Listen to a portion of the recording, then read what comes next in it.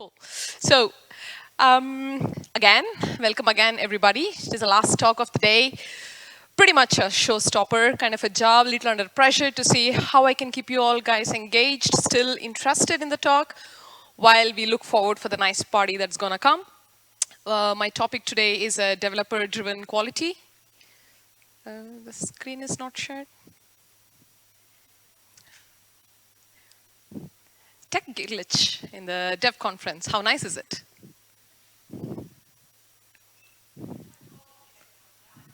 What is happening? Is this okay? It's good? Thanks. Yeah, I was. Thank you so much. There we go. Yes. So today I'm talking about developer-driven quality. It's a showstopper topic and many geeks in front of me. I do not want to bore you guys, but here I have a different take and approach on my observations in the software development landscape. So let's get started. This I already made, so let's save time moving on to the next slide, yeah? Won't keep you holding for long. For the next 35 minutes, we will not be talking anything about architecture, code, is TDD a better way of developing quality? How should I be even writing my applications to make it a little more stable, resilient, fault tolerant, and all that stuff? I think there are many eminent speakers, efficient speakers in this room who have made their point from morning. So let's not go there. Let's keep the tech part aside. Yeah, well, don't give up so early. I still have something to say. Let's look at another aspect from a quality engineering perspective. So there are different dimensions, parameters, and key aspects of software development and application development, which is not just limited to the code. Code is an important and a final aspect of a whole big picture of a puzzle that we are trying to build to solve a real-world problem. But what is happening is the emphasis on the code is so much that we are missing out the rest 90% and the most impactful way, which is required to build an application or a software. I was sitting in Simon Brown's talk in the same very stage, and he was talking and making all those points which I was planning to make. And it's like in a parallel universe, he's building my case, but in a different language. It's pretty much the same. But let me try to build a case in a different way, yeah? That's me. For those of you who would like to connect with me on LinkedIn, please, let's stay connected. But I work as a release manager and also take care of a solution delivery for Kiva. Apart from that, I'm very enthusiastic in conferences. I participate in many conferences. I do write off technical articles. I do it out of interest. Pretty much everything about application development, testing, knowledge management, documentation, deployments, builds, pretty much. And what I absolutely love doing is I love gardening. I love running around in the canals of Amsterdam. I come from Netherlands. I'm living in Netherlands as of now, yeah. Finally reading books. This is me, a little bit about me. An interesting fact about me is I started back in Bangalore as a SAP developer, 2008, 2009. And it was a great journey. I started off as a developer. Everything was new. Everything was interesting. And as like any young engineer, I wanted to pick up things as quick as possible so that I can be, show that senior vibes out there. And it was also the time when there was agile transformation going. The wave of agile coming in. Let's do iterative development. Let's throw away waterfall model. No other way of development is good. The theory. But the story is, it gave me an opportunity to approach the application development from different aspects, not just as a developer, not just as a quality engineer, but also from another, what is it to be a functional lead? What is it to be a knowledge management expert? Do you know there is a role called knowledge management in most of the tech-native companies who do product documentations? So, which is also an interesting role. I was able to play multiple roles, wear multiple hats, walk in their lives, see the actual challenges that go through in the application development, which gives me that immense confidence to talk on any topic when it comes to the development realm. Because I have walked the path, I have seen the challenges, I have lived through those journeys, and have made my experiences and memories. So this is important because I'm building a story where I would like to take you back a few years ago to tell you about the evolution of software engineering. If I can take you like in my time machine 30 years ago, where it started to where it is coming today, it's unimaginable. People in 90s would never have thought that we would do the frog leap in the next 30 years where we talk about AI taking over humanity, AI taking over developers' role, and there is an auto code generation. Yeah, so many things that we talk, which is also scary at the same time. But look at the path we have come all along. It's a beautiful journey, but something like DevOps, which changed the whole development realm, and something like the AI, which is changing the realm, and this is happening at the fast pace. The innovation is flowing in. It's not stopping, but every day you get to see new technology, new people, new innovation, and things which are already present are maturing in its process, like some architecture design principles. They are being more mature in its nascent form, and it's growing. So this is one side of a scale which is taking a fast-paced growth. And I would like to introduce another dimension in this scale, which is the growth of the developer community. So if you see, as of today, globally, by 2024, you get to see nearly 28.7 million developers globally. And this workforce is still not enough to keep up with the pace that we are running. We still have lags. We still have gaps in the industry we are not able to fill in. An interesting fact, maybe if you're interested, China alone produces 600,000 graduates every year. India adds up to 350,000 engineers every year. And also look at all other countries and geographies if you can. Maybe US is adding up to nearly 70,000 graduates every year, and Germany around 65,000 and odd. So you see this gap, the skills, the new fresh set of skills coming into the market every single day. And this number is going to grow. And this community is going to grow. It's never going to shrink. So there are two scales of the vector, which is growing at the equal space, but still there is a gap between these two to connect, and we are not able to fill in this gap. Let me take a pause to see.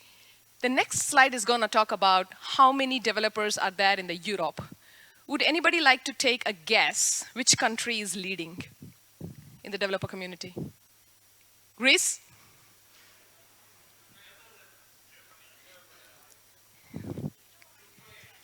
Sorry? UK? Somebody said Germany? Hey, you Googled? That's cheating. Yeah, it's within Europe. So, yeah, you're right. It is Germany with the 837K odd thousand of developers. Yeah, and then followed by UK. No prizes for guessing, but you see these numbers, and then followed by all other, countries is catching up. Wow, you're excited about something. Now you have to tell me what it is, right? So, and these stats keep growing. There's like 5.5 million developers just in the Europe continent. Where am I heading to with these details? Wait, it's important to build my story to tell you where the challenge is, isn't it? Programming languages. Do anybody know how many programming languages exists? I Googled and I failed to find the right answer. A website said 700, and another website said 2,500, and something crazily said 9,000. I don't know which one to believe. So I won't quote a number, but I pretty much know we have come across so many programming languages as of today, and every programming language is pretty much mature. We can pretty much pick any one of our choice. Maybe Simon will not be happy with my statement if I say you can pick anything of your choice, because he was all talking about design upfront, thinking about architecture and design before implementing. But here I'm trying to make a statement that you can make a programming language of your choice and start application development. And there is no restriction. You'll still be able to do everything from inception till the delivery. Inception, build, deploy, and the delivery. Solving a real world problem. So many exciting things which is there right now. But we still face challenge. I'm a person who very religiously follow quality engineering, no matter which role I do. That is why it was important for me to highlight that I am not very loyal to single role. I've never been loyal to just being a developer, never been loyal just being an engineering manager or just a quality engineering manager. But I've pretty much worked in every role. Today, I'm a release engineering manager, but still I keep quality and aspects of quality is the center of my attention. And I'm too much attention to detail. I try and find out the reasons through the numbers. I try and measure and find how we can improve every part of our application development to give the best user experience and actually solving the real world problem. So what are the challenges that we say as of today? We saw technology growth in the fast-paced, from where we started in 90s to where we are in 2024, talking all about AI and great architecture design principles, etc., UI, UX. Yeah, we seem to be all sorted. But one thing hasn't changed in so many years. There is always a but in the statement which smells, isn't it? So there's one thing that has constantly been, irrespective of was it a non-mature type of working and a process to today, where we have everything sorted, seems to be figured out and heading towards something which is unimaginable to the new future. I picked up 1,000 random bugs for a banking application, and I sorted it out. It took me nearly like 2.5 months to really do this analysis, reach out to the people, put my own graphs. Any data analytics, data engineering person in the room? No, okay. Okay, two, it's good. So you know the pain. So I have to cleanse the data, I have to reach out to the people, ask them, get into the actual analysis. Out of the 1,000 issues, production issues, not internal issues. Internal issues can go crazy. Out of 1,000 production issues that I picked up and analyzed, this is the category. This is the overall high-level category that I can come up with. The functional gaps is around 420 bucks out of 1,000, which is the major portion, yeah? And then followed by the integration, which is around 300 bucks. The front-end issues, the UI issues, is like 150 out of 1,000. And user experience issue, I think Alexandra gave a talk about a user experience in the monitoring tools. Yeah, that was a very good talk. It was around 70, and actual implementation, like a developer didn't code properly. He or she didn't make things right in the first place. Yeah, those implementation type of bugs were just 50. So now you see, code is not, or let's say, coding skill is important, but just the emphasis on that is not good. There are things beyond which is actually hurting, and we are trying to overlook or not provide much prominence during the development process or in our day-to-day approach towards solving a problem. Now this, I did it for banking. I worked in banking, taxation, oil and gas, ERP applications. Today, I'm part of a business transformation company, but pretty much I can make a statement that pick up any application, go through the analysis, you would more or less see similar pattern of the issues in that application that you come to see. So this is why I'm trying to build 2 dimensions.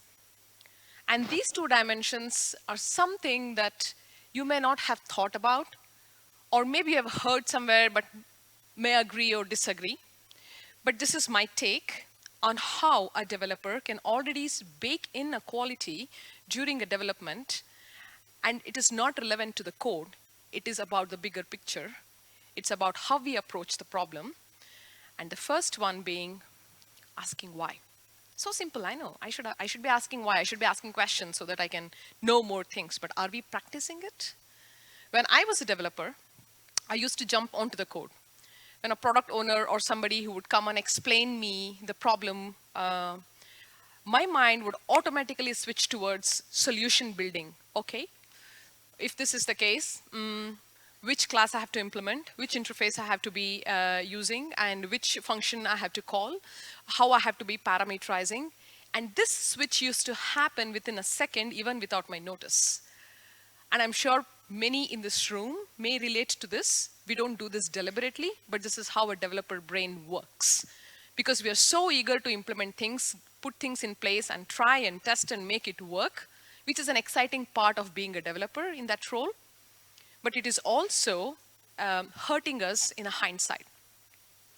So asking why will help you slow down a bit, will help you find the answers to the question you're finding for.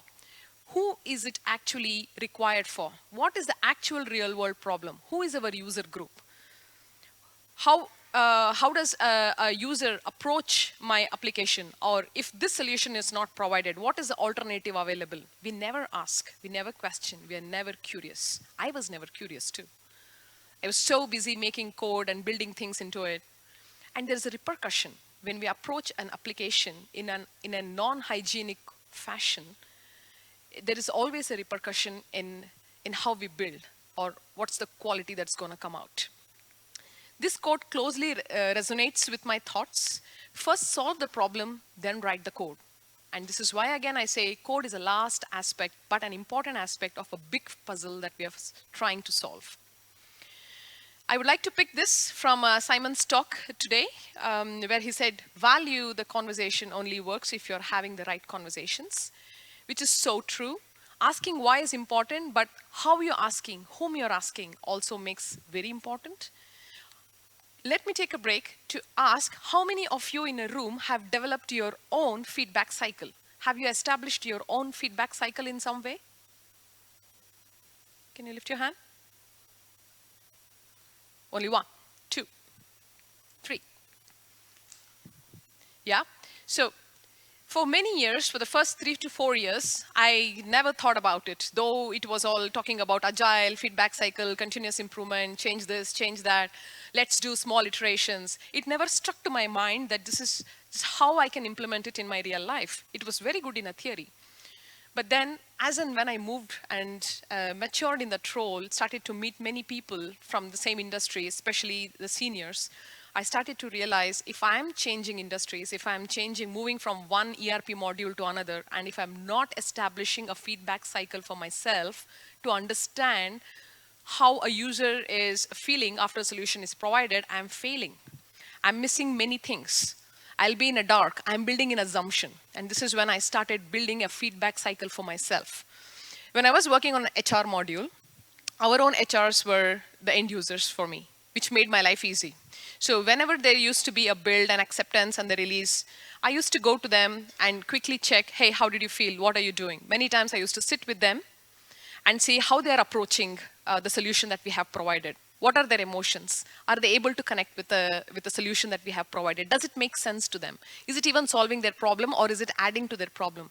These were the things that I was very curious to understand when I was developing, and it helped me. So this is also what I kind of recommend, that please follow for asking why. It will help you in the long run. It will make you more stronger in your role, not just from a technical skills, but you as a developer as a whole. Let me bring in you some statistics. So this is some of the number crunchings that I did while working with like more than 250 to 300 developers. I'm also very active in the meetup space. So I keep meeting people, giving them the pamphlet outside the door, collecting some surveys, asking them to fill up some questionnaire. I'm active in LinkedIn. I send some Google Sheets and ask developers to, can you please take quick 2 minutes to fill in this form, share your feedback. And these numbers has come from that survey. So it is pretty clear that somebody who is very active in asking questions, in being curious, in approaching people, and getting to know more proactively is able to get 63% better functional coverage. If I'm building an insurance application, a retail application, or if I'm building a material management application or a taxation application, I am not a user. Yeah, I may be developing it, but I don't use that application. So I will never know the gaps unless I bridge a way to know that functional gap always remains, which means we are not really solving, but we are just leaving the gaps. So this is one of the very interesting finds that I found through that surveys. The defect ratios, if you see, to the amount of user stories or a feature delivery or a function delivery we are giving, the person who's asking more questions and curious to know more about, getting to know more deep about the industry, is having 23% lesser defect ratio as compared to the person who's just taking what is being given and then implementing the solution. These are also supported and backed up by the numbers, by the issue, by the production issues, by the monitoring, production monitoring issues that's going to come. Everything is analyzed as compared to the people we have seen within the team. How many of you work in agile? Almost all. Yeah. What's the main challenge that you have in working in agile? Coming up with the numbers, t-shirt sizing. What is your t-shirt? XL. Yeah, I'm planning to cut down some weight and become M, but right now it's XL. That's all I can say when somebody asks me do an effort estimation for the user story or the feature. And sometimes, if it is a native tech company, most of the things are sorted. Most requirements that comes to you seems to be sorted. But if you're working in other companies who are which are going through digital transformation, who are using IT to boost their some other business, then in these cases, people are still struggling to figure out how can I write a requirement, how can I approach a requirement, how can I even come up with a design. Yeah? So this is a challenge. The effort estimation, the more you ask questions, the more you're curious, you're unearthing more information and different dimensions, you're able to do better effort estimation of the work. This helps resolve so many things. You can able to find out, okay, this is my work, what is the extra time that I have, how can I improve, what else I can invest my time into, how I can help my team to do their better estimation. Yes, so these are some of the statistics that has come. The rework, 36% of rework is reduced when you ask more questions and unearth more information. Isn't this interesting? Documentation quality is just known. When you know something deep down really good, the documentation that comes out will be equally good. It's a no-brainer, yeah? I don't have to stress about it. But it's interesting to see these details that's coming. So asking why adds to quality in these ways. It will help to reduce the redundancy because you know the core so well about the industry, about your user group. Of course, the technical skills which you're investing right now, all of these gonna add. Critical thinking, if-else scenarios, what-if scenarios, everything can be deduced from the problem statement that is in front of you.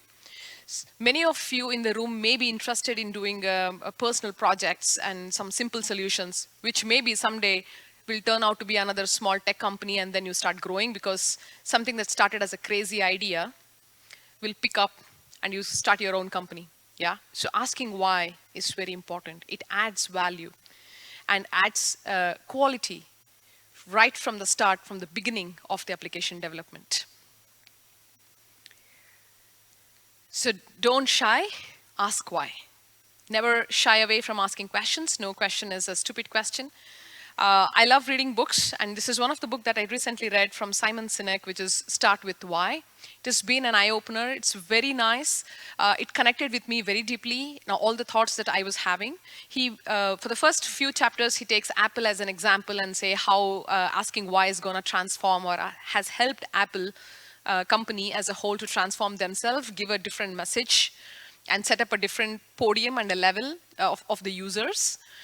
Many learnings that he shares can also be implemented at an individual level to bring in that competitive advantage from so many people out there, from your own peers in the company, and ultimately helping build a solid solution. Yeah? So this is the first take, ask why, and it has so many impacts in the quality of work that we are doing. Let's move on to the next one, context switching. And you would call me crazy because I'm building this theory. You will ask me, this is not true, this cannot be. But deep down, what I want you to do is just forget my talk, go back, and when you put your head onto the pillow, just give it a thought. Maybe context switching is actually hurting you in your daily life, but then you have not given that amount of time to really dig deep and analyze and feel through it. What were you expecting when I said a context switching? It's a job change, yeah? How many of you have recently changed the job in the last 2 years? So what is a major challenge, can I ask? When you did this shift, what was a major challenge, one, that comes to your mind? Interview? Well, once you pass interview and get into the company with a nice package, what's the challenge you had as a developer? Learning. Learning what? Everything new stuff? Yeah. Sorry? Chemistry with whom? It's a nice girl.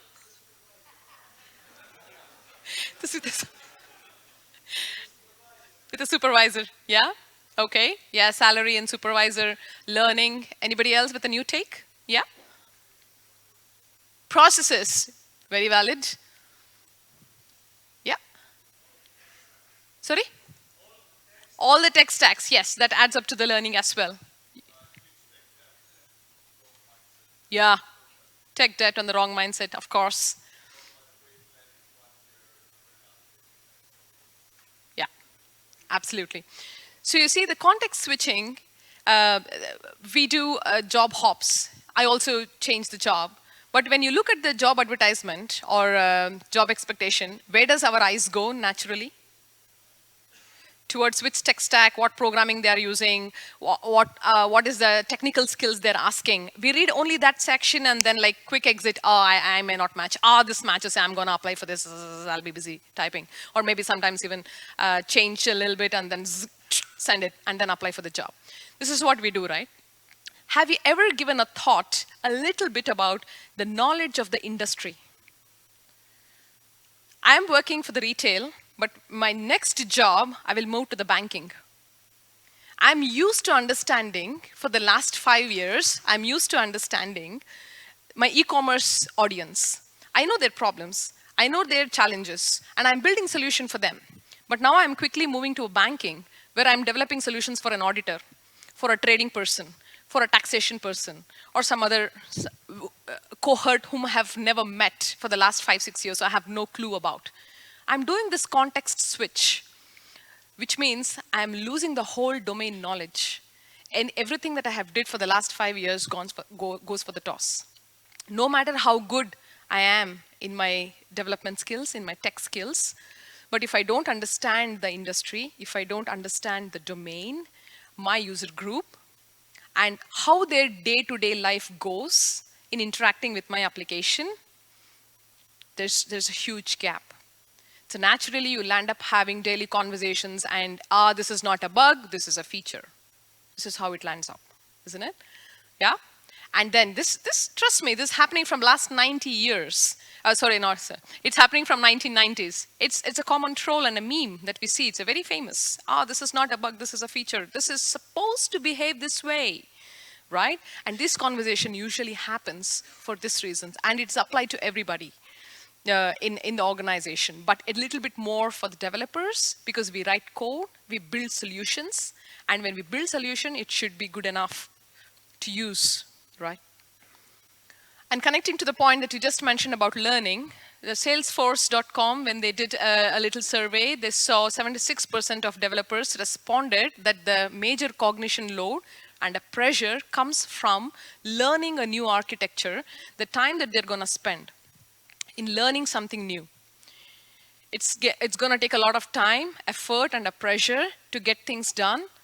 And first is understanding the domain, which is the industry, adding up to the architecture, which is also the tech stack that you guys are using and what has to be done.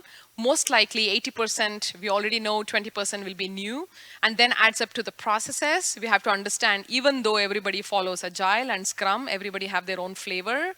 Yeah, they have made their own flavor, summer flavors, spring flavors of Agile. You have to understand, get adjusted to it. And then comes a layer of people where the chemistry works. Yeah, you have to find a good chemistry with your coworkers, chemistry with your superiors, managers. There's a lot of load that is happening. So you're already too busy building your life. It's pretty much 6 months of shaky period. You see the challenge already? And here is where my observation comes. In my experience, I picked up the developers and I built this issue trend chart to understand how the context switch or the job switch is going to impact on the application development quality. So what you see is a 12 months on the left-hand side, and then the number of issues that I saw them report every month. Yeah. So the first 2 to 3 months, it's mostly settling period, understanding, and just to give a little background, which I missed, I picked up a profile of 3 to 6 years of experience, pretty much mid to senior, or almost people who are ready to become from mid to senior level experience. Pretty much a full stack. There are 56 full stack developers that I saw from banking, retail, finance, ERP, and also digital transformation companies. And when the trend was put together, you can observe that there is a constant growth of issue count being raised up until the 6 months. And then gradually it somehow settles down, because by first 6 months, you would have already settled in the team, trying to gather the information and trying to feel kind of okay-ish. But by then, the trend kind of settles down, but never goes to zero, but it stays. So the first 12 months, every month, if it's going to come with this amount of issues, and this is from the production, not internal, it's a huge impact. And I will also show you the breakup of the categories of the bugs that's coming from the production, which I already showed you in the first of the slide. And then I got curious, and I got a part of that user group. Okay, out of this 56 full stack developers, let me only see and take them who are very proactive, who are considered tough to work with because they ask a lot of questions, and see how their work is trending. Yeah, and the subset of that was this. It was only 16 out of 56. There was only 16 full stack developers whom I observed, and their issue trend, where I had to slice the data. It's kind of okay. It's almost halved. So a person who's very eager to put in the code and start developing, if they are going to get 22 issues count per month, you can pretty much see that somebody who's very eager, trying to get different dimensions and aspects of the development, is almost halved, like 10 to 11, which is a good progress in itself. So the moral of the story is, do the job change, but be curious and stay asking questions why. At least the damage is not big. You'll be able to do some damage control. In either ways, here the idea is that the context switches can bring in a lot of impact on the application, on us as well. There is a load, there is a pressure for us to perform as developers ourselves, and then the quality of the application which gets hurt over a period of time. And it takes its own course too. And by the time we settle, we already start looking at the LinkedIn to find the next job. Busy looking at the tech section again. One interesting fact which I missed is, if you see the categories for those whom I have chose, the 56 full stack developers, whom I saw the issue trend, most of the issues were coming from the integration scenarios. When you join a company and you start developing and start building a solution, if you're building from scratch, everything is new, everything is cool. But usually that's not the case. That's only just 10% of the industry. The rest 90% of us, we have to fix what is already in there. Sometimes legacy systems. Sometimes we have to move from legacy to cloud, and many such migrations and changes happening to keep up with the pace of the technology, right? You see the integration is mostly suffered. I can prove this on and on. Pick any industry. I'll challenge you. Integrations are leading whenever there is an issues coming, because grasping the overall idea of where all we are connecting, what are the challenges of my vendor, of my supplier, out of the box applications, it's not easy to digest within the time period that we are trying to settle in. And even if we are trying to work, even that application is changing on the other side of the story, correct? There's a constant change on both the sides. So the second one are the APIs, which is most likely linked to the integrations, and finally the UI issues. Yeah, these are the three categories that has come out. But the people who have been asking questions in the similar scenario, the most issues have come on an edge case scenario, which means they are able to already take care of obvious things, but they were facing challenges in the edge case scenarios, which is okay. It is known because not every edge case scenario you will be able to figure out. That comes through experience, being in industry for a long, and that's what we call it as experience, right? And this is the build trend. I also observed their code merges to the dev branch and saw how the build quality is impacted from the context switch or somebody who's working in the silos. It doesn't talk much, but you can see that there is an impact. There is always a failure in the build for various reasons, and it's mostly impacted by non-understanding of the processes and the requirements of the development from the architecture perspective, which is interesting. So this is what comes for me whenever we do a job switch or change the context. We should first make the base strong as an application developers. These are the things which is basically needed. There were times when we were thinking, okay, there is a legal team who's going to update us about the data requirements. There is some other team who will update us about something else. Now, because of left shift, because of the speed at which we are going, everything is coming within the development domain, and we are supposed to know, we should be knowing some things and be ready to work on it.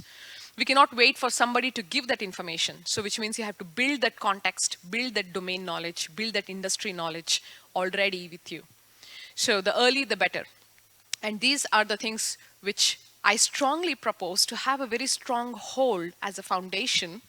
If this is put in place, I pretty much can say the rest will be a cakewalk.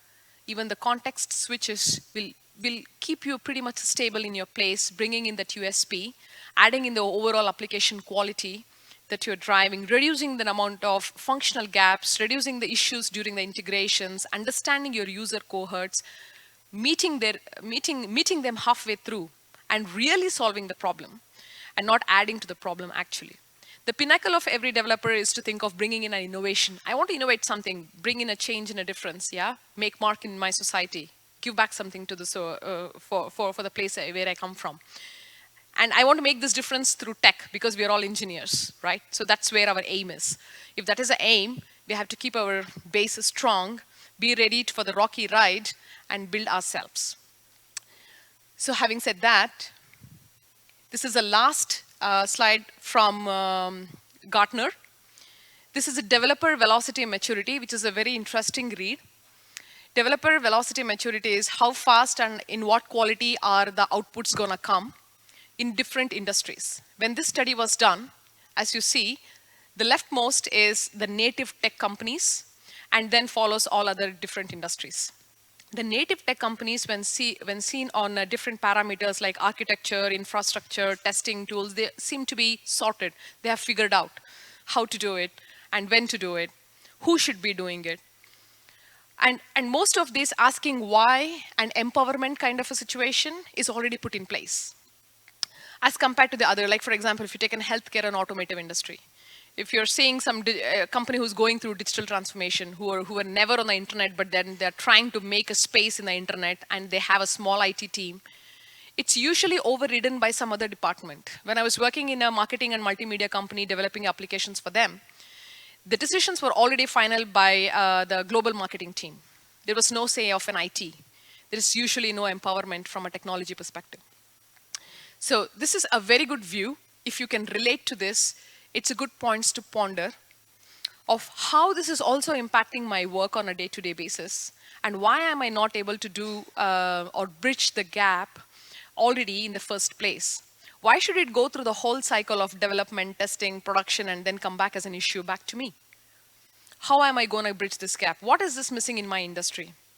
So that's exactly, I'm very curious when I look at this to see the developer velocity maturity. And I thought, yeah, it's a good idea to share. Maybe when you go back home, you will take a minute and a moment to see where you stand as of today and what challenges you have. So thank you for giving me time to present.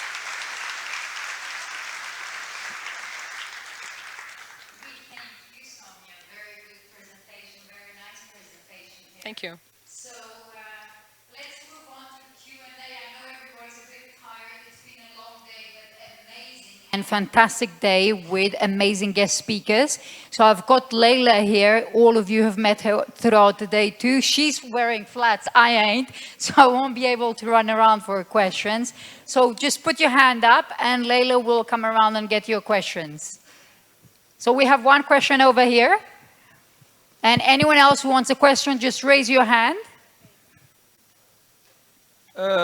One question about one of the first slides. It was not totally clear to me what you mean with functional gaps. I mean, which kind of issue do you classify under functional gaps? Yeah, it's a very good, interesting question. Thank you. Thanks for asking that. So when I was working for the oil and gas industry, we were serving for the Saudi customers.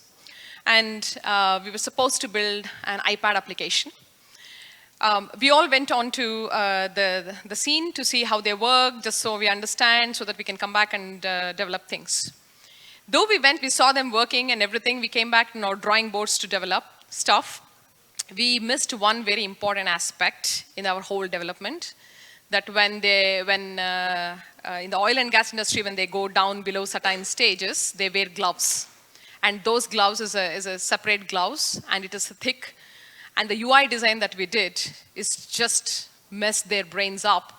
And when they click on the source or a functional stopping of the whole equipments, it is supposed to behave a certain way, that there is a way where they have to ask, okay, do you want to do it, enough space so that you can click on the button, and the challenges of the heat, when the heat goes up, they want to reduce it by switching on certain equipments. We have not covered this aspect at all. We were so busy building the app for them and the UI, we never considered, okay, there is a temperature changes that's going to happen. And we built the whole app and it just didn't work when the temperature raised up. This equipment used to heat up and then it used to go away. Or when it's too cold, it used to freeze. When I say this, you will say, hey, it's a common sense thing, SOWMYA. You didn't think of it? It's like, no, when we only went through the experience is when we learned. So this functional gap is about what conditions they work, attention to detail, asking more questions, what next, what after this, is something that we missed. We assumed many things, and one among that was that. So it's this gap I meant. I hope I answered your question. Nice. Any other questions? If there are no questions, I'll understand you all did a PhD in my talk. I'll come back and ask you the questions. Okay. You'll be here for the networking now, eh? I do. Great. So they can grab you directly there. So did anyone collect the first stickers today? Patriclo did mention that today and on the last day you can collect the stickers for Devoxx. No one? Well, you better, otherwise Leila and myself might grab some. You should have told me. Everybody who asked question, I could have given one sticker to them. In that way, they would have asked questions. You don't want to look what my laptop looks like. There's no space for more stickers. Well, thank you all very much. You've been an amazing crowd. And we'll see you back here. Don't leave. There will be networking and pizza outside, wine and beer from what we're told.